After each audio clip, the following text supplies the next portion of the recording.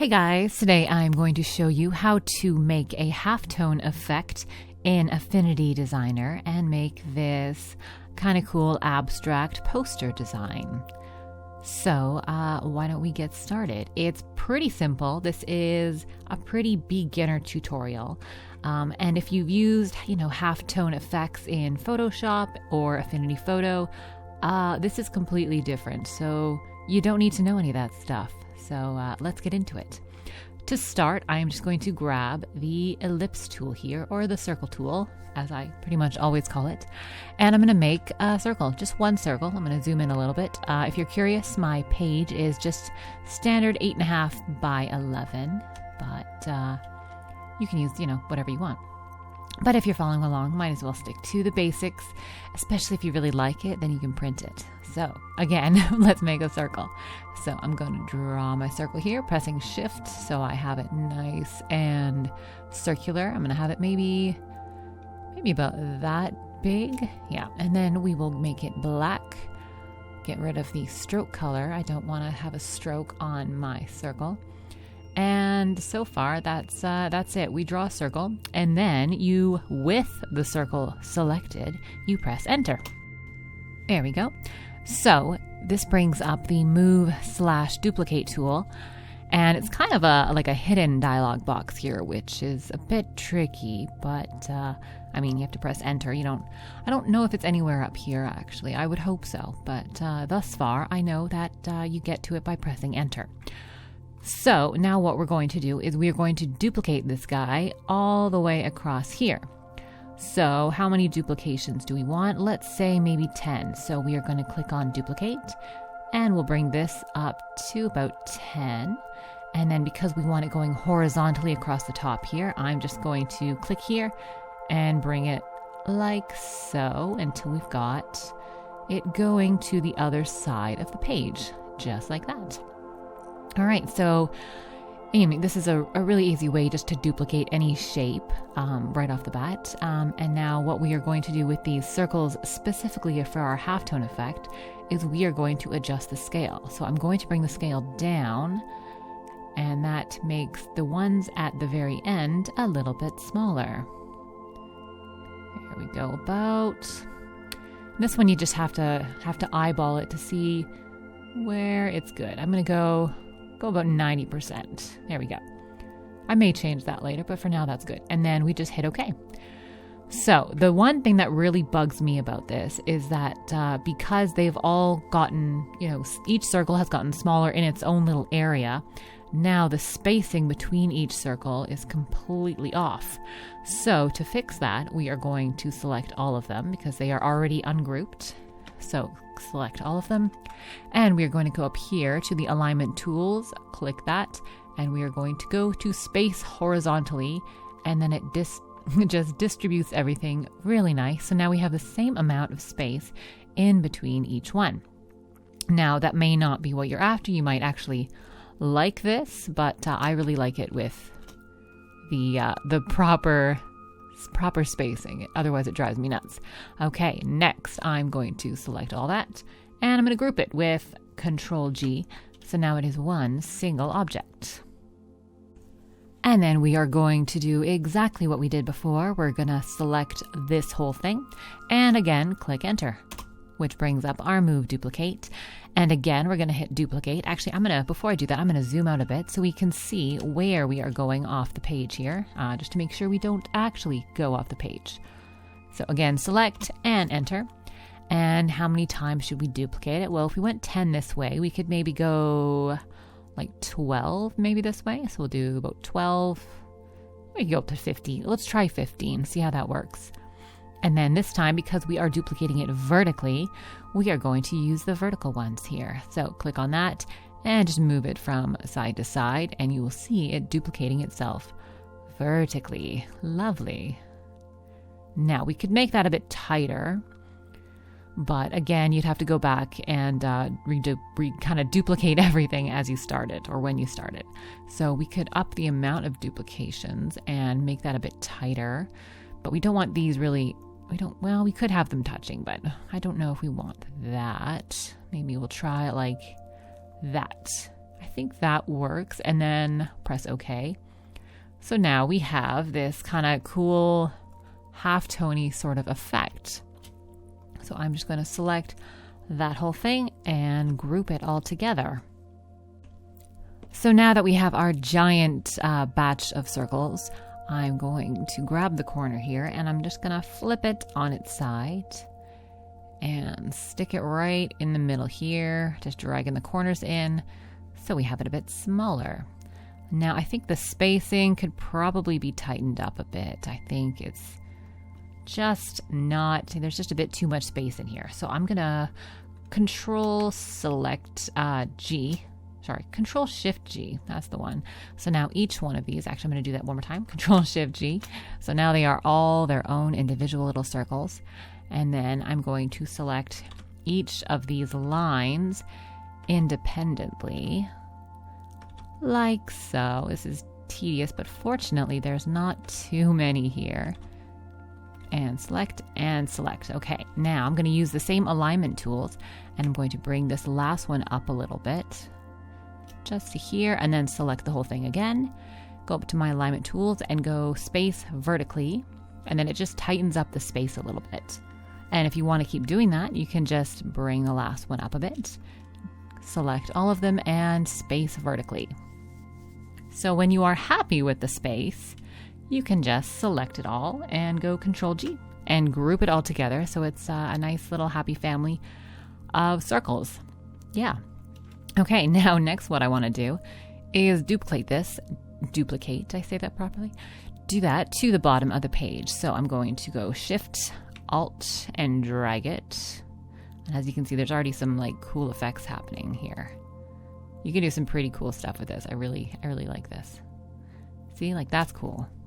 Ooh, it's like there's tiny little people in there, or tiny little Mr. Peanuts or something. Maybe. Anyway, I'm gonna bring that down and twirl it around and just match that up here. So I'm just going to double check that this one is on top of that, and I think it is. Perfect, like that. Go full screen. So now I have my halftone that kind of fades off in the middle, and I'm going to group all of that together. And then we'll just bring this in so I've got some room around the edges here, like that. So far it's kind of a cool effect. It's not super halftone, but that's just because I've got so many spaces in the middle. But you know, from a distance, it's definitely got some texture to it, which is kind of cool. Quite like this effect. And I mean, you can do this with anything. You could do this with squares, you could do it with letters, triangles. So play around with any of these and try to do the duplicate thing and see what kind of crazy halftone pattern you could get. So the next thing I'm going to do is add a little bit of color. So I think we will add maybe some colors. Maybe make it some magenta colors. I do like magenta. I hope that's coming across as magenta for everyone, because I know everyone's computer monitor displays colors a little bit differently. So why don't we give this a gradient? So it kind of mimics the way that the circles change their shape. So we're going to go to the gradient tool, which is over here. It's hidden under the transparency tool. So go gradient, click somewhere near the top, and bring it down to somewhere near the bottom. Right about there, that works. And then also click on some part of the line in the middle of that. So we're going to create a color up here, a color up here, and a color up here, or down here rather. Or I can maybe I'll just use the this color, and then in the middle I will do something like yellow. Maybe, ooh, I like that better actually. Or maybe a purple. Oh, no, I like that. My inner Lisa Frank is like really liking this color scheme. If you're a 90s kid, you know that the rainbows or the rainbow color schemes are really cool. I don't know, I have like an emotional reaction to anything rainbow colored. It's just fun. It's just like, oh, my childhood, my weird little rainbow cross stitch dog that I never finished doing. It's somewhere out there. Okay, anyway, Way to get off track. Okay, so next we are going to do a background color. And I'm going to do something, well, I could do that. Let's bring that to the back. Let's go arrange, bring, or move to back. And that's awful. So let's do something else. Let's do maybe a dark blue. Darker. That's a good, okay, that's good. A dark blue. Nice. Okay, that's not bad. Although I'm wondering if we should make it have like a bigger, what's the word? Bigger contrast between these large ones and the small dots. Because it's pretty good, but I think we could do a little better. So why don't we just move this to the side here and try again. So this time I did 10 up here, I think initially. So 10, it was 10 that way. So let's try it like this. So I'm going to do a bigger circle, click enter. And it's good to do this more than one time, just so you really understand it and how it works and everything. And we're going to move it horizontally again. Let's move this down so we can see what we're doing. And scale. So now we've got it going from really big to really small. So there's a bigger sort of, what's the word? Disparity in sizes here. Contrast in sizes. I think that works. And nice and small. And then we're going to do the same thing again. Oops. My bad. I forgot to press OK on that. So that was 10 and horizontal out here. And the scale was quite low. There we go. Okay. So again, I'm going to go back in here and distribute nicely. Okay. So I'm going to group all of that together.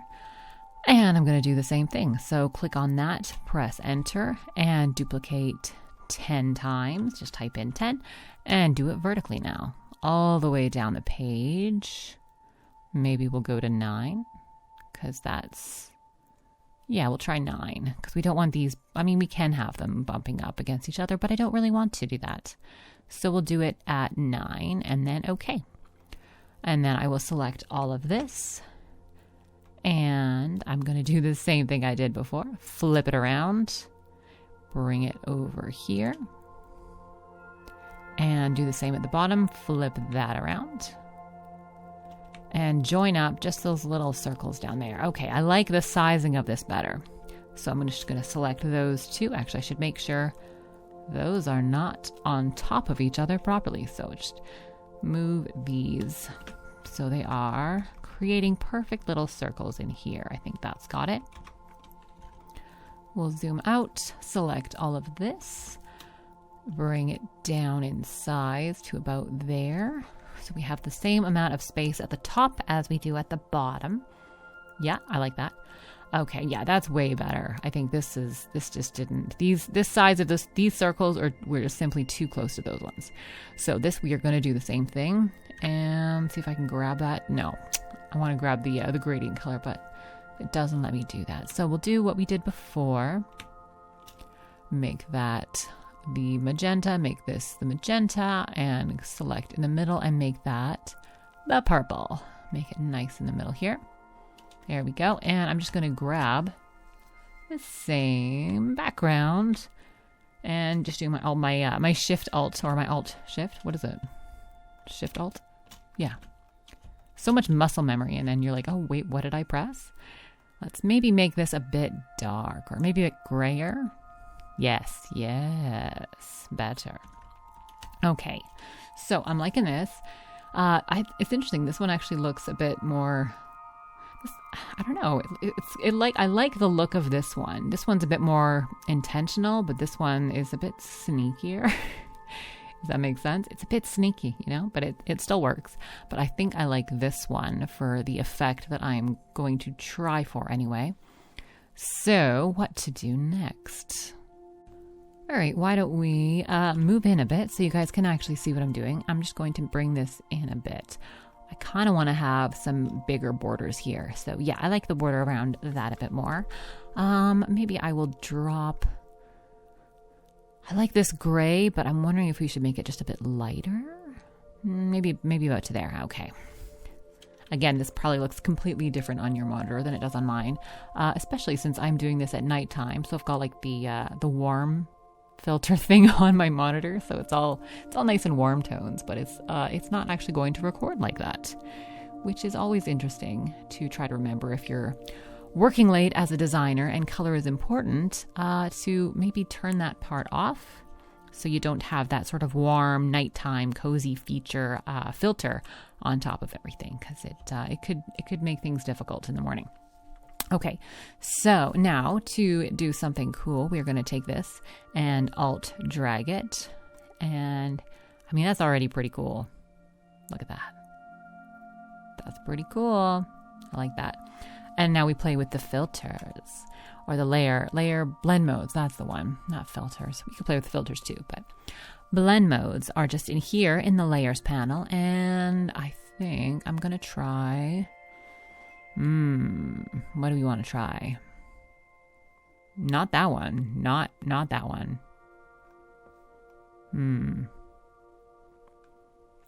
I don't hate it, but I kind of hate it. Okay, let's try.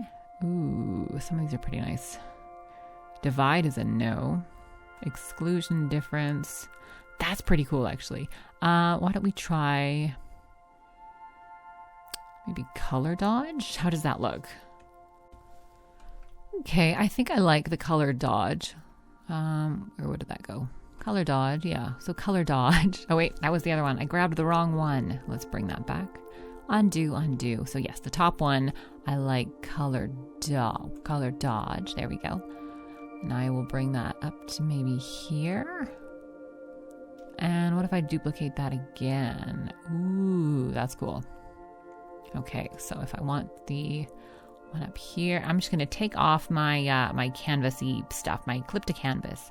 So you can either press the backspace button, or you can go view mode and clip to canvas, which does the same thing. So I like this. This is kind of cool. So it's using the halftone effect to make a pretty cool abstract poster.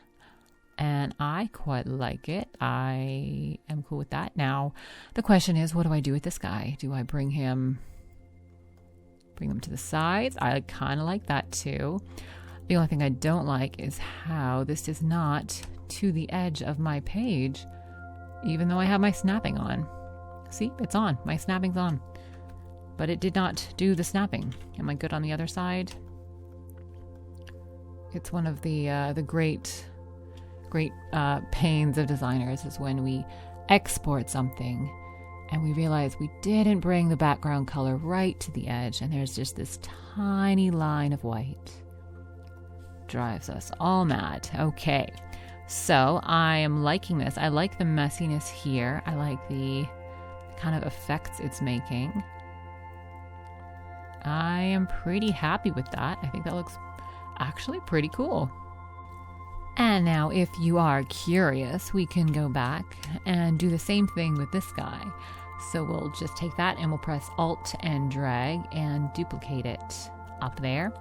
Do the same thing, which is color dodge, and the same thing again down here.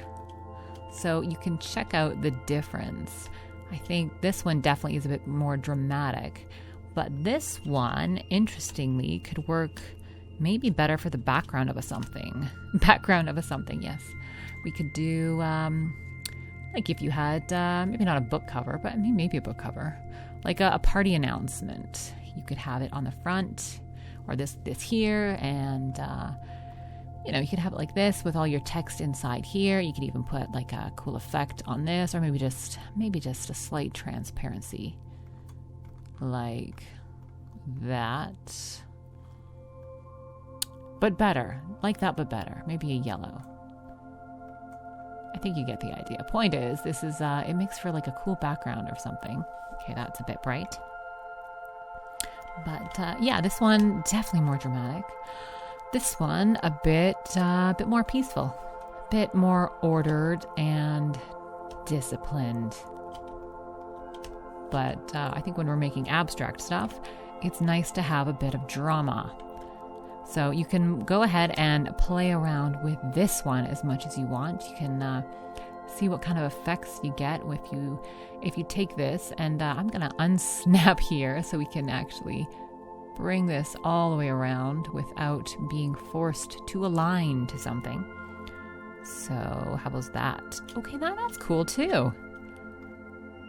Yeah, I like the randomness, and I like how that looks. And if we wanted to bring it right to the edge of the page, we can select everything and make it big and just expand. Nope, gonna have to press shift on that one, otherwise it's gonna go crazy. And now we have our full screen, which is pretty cool too. But I think I like having a bit of a margin there, so I'm gonna Control Z that and just do it like that. And I actually like that. It's yeah, that's fun. All right. Well, I'm cool with this. I hope you guys were able to follow along and then it made sense. If you really want to get really, really good at using this tool, then just try it with everything. Just grab whatever shape you want, make the shape, click the button, make it duplicate, so many times. Well, maybe not 30. Okay, I'm getting a bit crazy now.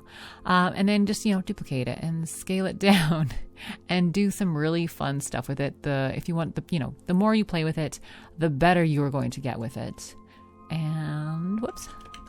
Okay, I bet I'm a little crazy with that. It looks like a giant piece of cheese. Yummy. Anyway, so yeah, just play around with it. Play around with the circles. Play around with the blend modes. You can get some very cool effects happening. Even with this, with just basic shape, duplication, contrast in size, and then some colors that are nice and bright against the darker background. And then we add some gradients in, and then blend modes. You can get some really, really cool stuff happening. And it's just fun. That's about it. It's fun and it's cool. And I really like this. And I'm going to experiment more with what I can do with the fun little halftone effects. Now, I don't like this little thing here. See, I've mentioned that like in previous videos where it's great if it's chaotic, but you don't want to have little things that look like errors. Okay, I fixed that one. And I fixed that one too. Okay, so there's there's that little weird thing, but it's not quite as obvious. So I think I'm good with that. Okay, let's be done. All right, done. Thank you guys so much for watching. If you want more videos like this, let me know. If you want me to do any like super specific things in Affinity Designer or Photoshop or Illustrator or anything else, let me know and I will try to do that. Yeah, or if you just want to see how random I can be, and we can do that too. All right. Thanks so much. Bye.